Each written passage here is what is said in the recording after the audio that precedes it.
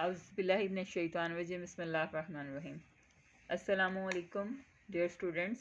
ہم پڑھ رہے ہیں concept of social work in Islam اور آج لاسٹ لیکچر ہے.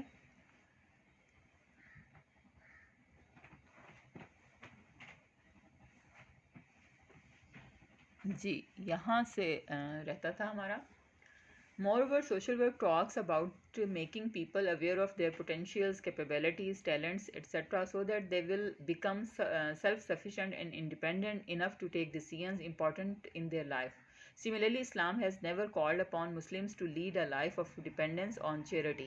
Islam, likewise, social work also focuses on the innate strengths of an individual and simultaneously endeavors to make his way out of all weaknesses and threats. It's required in Islam to ensure to secure honorable life for those who are unable to earn their living, it being understood that such obligation is not the outcome of charity. In a hadith, a man came to the Prophet Muhammad sallallahu alaihi wasallam begging for anything to live on. The Prophet gave him an axe and rope and ordered to collect some wood and sell it and live by its price. He further told the man to come back and report what happened to him. One more hadith is there in which Prophet sallallahu alaihi wasallam says the man who makes a beggar earn his livelihood instead of begging will go to the heavens. By the above sayings, we get to know that Islam makes emphasis on one's capacities and values, and therefore provides a pure way for people to know their strengths and opportunities so that they will not remain dependent on anyone and live a life full of dignity and honor. Moreover, to love and care for each other is what Islam, in the lessons of Quran and Hadith, teaches Muslims to exercise and regularly observe in their day-to-day life.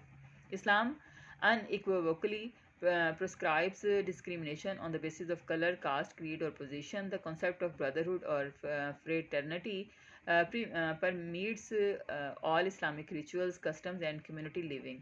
Flowing from this is the concept of justice, an inseparable part of social work values. In Islam, this concept comes up repeatedly and forcefully.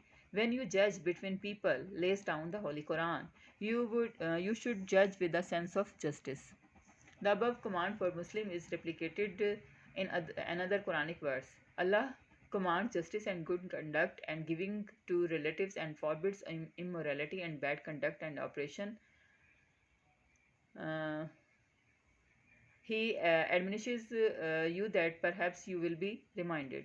The above verses and traditions talk about the meaning of justice and injustice in Islam. In the above verses, there are two instructions for the believers on which depends the first establishment of a just social order. In the first place, they, yani believers, have been commanded to deal out just in distributing the rights of their fellow beings.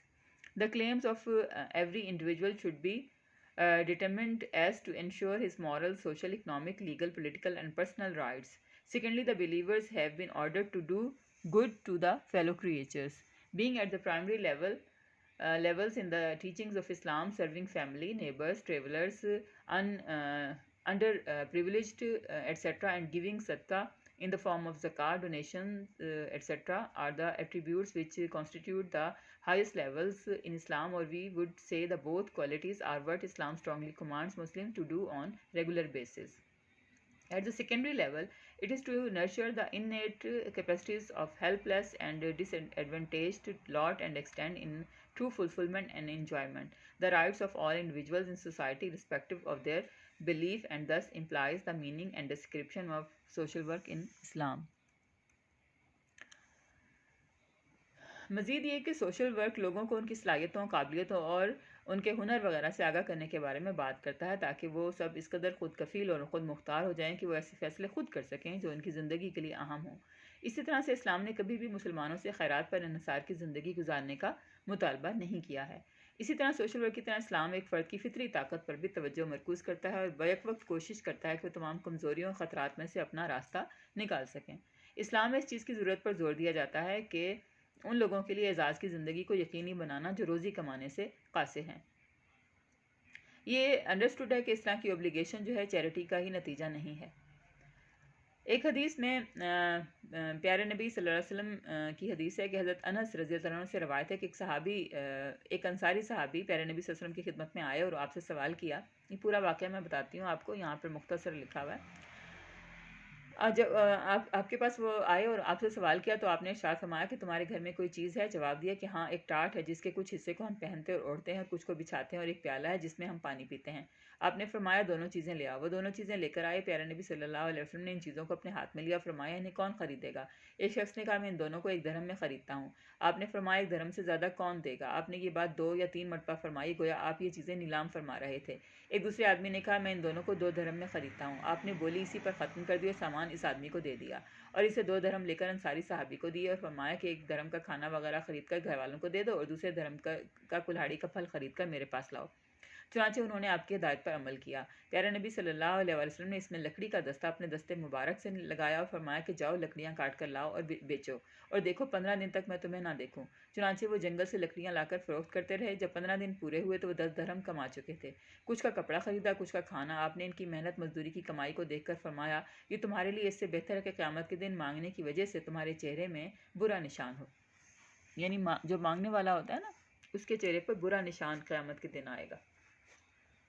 ایک اور حدیث میں بھی پیارے نبی صلی اللہ علیہ وسلم نے ارشاد فرمایا جو شخص کسی فقیر کو اس قابل بناتا ہے کہ وہ گداگری کی بجائے روزی کما کر زندگی گزارے، وہ جنت میں جائے گا. یہ دیکھیں کہ جو حدیث کے ہم تراجم کرتے ہیں، ترجمہ کرتے ہیں، تو یہ ہم صرف مفہوم بتاتے ہیں، باقی اللہ تعالیٰ ہماری کمی بیشی معاف فرمائے.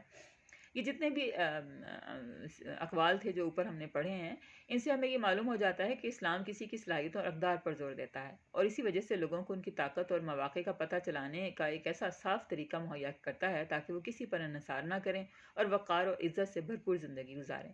مزید یہ کہ ایک دوسرے سے پیار و محبت کرنا قرآن و حدیث کے اسباق میں سے ایک ہے جس سے مسلمانوں کو اپنی روزمرہ زندگی میں رواج دینا ہوتا ہے. اسلام بلا امتیاز رنگ، ذات، عقیدہ یا مقام کی بنیاد پر امتیازی سلوک پر پابندی عائد کرتا ہے. بھائی چارے یا اخوت کا تصور تمام اسلامی رسومات، رسم و رواج اور معاشرتی زندگی پہ چھایا ہوا ہے. اسی کا تسلسل ہے انصاف کا تصور، جو سوشل ورک کی اقدار کا ایک لازمی حصہ ہے. اسلام میں یہ تصور بار بار طاقت کے ساتھ سامنے آتا ہے. قرآن مجید میں جب آپ لوگوں کے درمیان فیصلہ کریں تو عدل و انصاف کے ساتھ فیصلہ کیا کرو. قرآن مجید میں کیا کہا گیا ہے کہ جب بھی آپ لوگوں کے درمیان میں فیصلہ کریں تو پھر عدل و انصاف سے فیصلہ کریں. اور اسی طرح سے ایک اور قرآن آیت میں بھی اسی طرح سے بات کی گئی ہے کہ بے شک اللہ ہر ایک کے ساتھ عدل اور احسان کا حکم فرماتا ہے اور قرابت داروں کو دیتے رہنے کا اور بے حیائی اور برے کاموں اور سرکشی اور نافرمانی سے منع فرماتا ہے. وہ تمہیں نصیحت فرماتا ہے تاکہ تم خوب یاد رکھو. ان تمام آیات و روایات اور یعنی احادیث میں اسلام میں انصاف و ناانصافی کے معنی بتائے گئے ہیں. مذکورہ آیات میں مومنین کے لیے 2 ہدایات ہیں جن پر ایک معاشرتی نظام کا پہلا قیام منحصر ہے. پہلی جگہ پہ ان کو یہ حکم دیا گیا ہے کہ وہ اپنے ساتھیوں کے حقوق کی تقسیم میں عدل کا معاملہ کریں.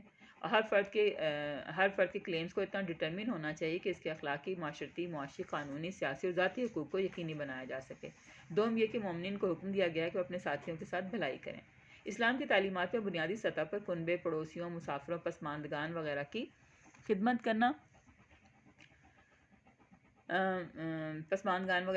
کرنا صدقہ اور زکوٰۃ وغیرہ کی صورت میں دینا، عطیات وغیرہ، یہ سب اوصاف ہیں جو اسلام میں اعلیٰ درجے کی حیثیت رکھتے ہیں. یا ہم یہ بھی کہہ سکتے ہیں کہ دونوں خصوصیات وہی ہیں جو اسلام مسلمانوں کو سختی سے حکم دیتا ہے، شدت کے ساتھ انہیں حکم دیتا ہے کہ وہ انہیں مستقل بنیاد پر کریں. ثانوی سطح پر یہ بے بس اور پسماندہ لوگوں کی فطری صلاحیتوں کی پرورش کرتا ہے یا ان کو اس نہج پر لے کر آتا ہے کہ وہ اپنی جو صلاحیتیں ہیں ان کی پرورش کریں، ان کو نکھاریں، اور ان کے عقیدے سے قطع نظر معاشرے کے تمام افراد کے حقوق کی حقیقی تکمیل کرتا ہے. اس طرح سے اسلام میں سوشل ورک کے معنی اور وضاحت پر روشنی ڈالی جاتی ہے. جی بچوں، آپ کو واضح طور پر پتہ چل گیا ہوگا کہ اسلام میں سوشل ورک کا کیا تصور ہے، اور اسلام جو ہے وہ 2 طرح کے حقوق کی بات کرتا ہے. ایک اللہ کے حقوق ہیں اور ایک بندوں کے حقوق ہیں. اور اللہ تعالیٰ نے یہ ہمیں بتایا ہوا ہے کہ وہ اگر چاہے تو اپنے حقوق معاف کر سکتا ہے، لیکن وہ بندوں کے حقوق معاف نہیں کرے گا. تو اس لیے کوئی بھی انسان اس دنیا میں ایسے ہی نہیں آیا کہ وہ جس طرح چاہے اپنی زندگی گزارے اور اپنی مرضی کے حساب سے، بلکہ اس کے اوپر کسی بھی شخص کے اوپر دوسرے بہت سارے انسانوں کے حقوق ہیں، اور ہم سب کو ان حقوق کا خیال رکھنا چاہیے.